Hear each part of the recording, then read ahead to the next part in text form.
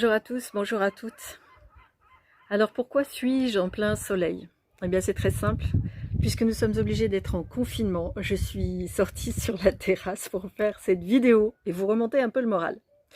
Bien, ensuite, ça fait des mois que je traîne pour faire cette vidéo. Je la fais un petit peu comme ça au débeauté, mais je la fais pour un maximum de personnes.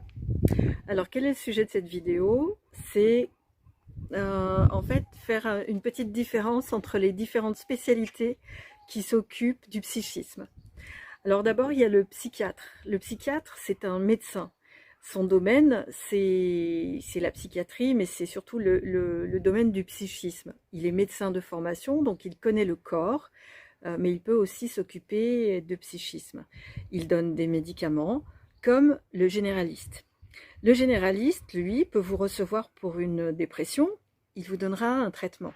Mais vous pouvez aussi être reçu par un psychiatre.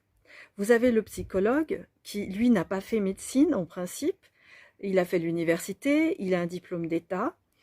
Et vous avez enfin le psychanalyste qui, lui, peut sortir de différentes écoles ou peut être psychanalyste après avoir fait une formation de médecine, être médecin et avoir choisi ça comme spécialité. Vous avez aussi le psychothérapeute. Lui, il peut être soit psychiatre, soit psychologue. Vous avez aussi des psychanalystes qui sont psychothérapeutes. Mais pour faire la psychothérapie, il faut sortir soit d'une école privée réservée à la psychothérapie, soit c'est une spécialité du psychiatre ou du psychologue. Enfin, vous avez le psychopraticien. C'est un terme générique, ce n'est pas un diplôme, ce n'est pas une fonction vraiment. Le psychopraticien, c'est un praticien de la psyché.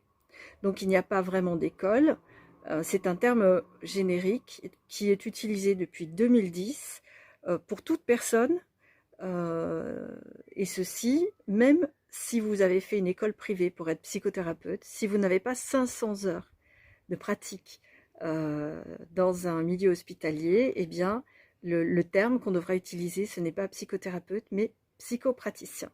J'en fais partie, j'ai fait une école privée, donc j'ai un diplôme qui est qualifiant, qui est reconnu par l'État, mais je ne peux pas me prévaloir du titre de psychothérapeute, même si finalement, je pratique la psychothérapie. C'est juste une question de nuance. Vous avez le neuropsychologue. Alors, le neuropsychologue fait des tests cognitifs, par exemple pour les enfants, le fameux WISC demandé par les écoles pour tester votre enfant. Il y a aussi un pédopsychiatre. Le pédopsychiatre, c'est un médecin qui est psychiatre, mais qui réserve son travail aux enfants. Le mot pédo veut dire enfant. Voilà. Je voulais vous dire aussi que quand on vous donne un nom de médecin, demandez sa spécialité et notez-le. Quand vous ne savez pas, posez des questions, c'est votre droit. Nous devons vous répondre.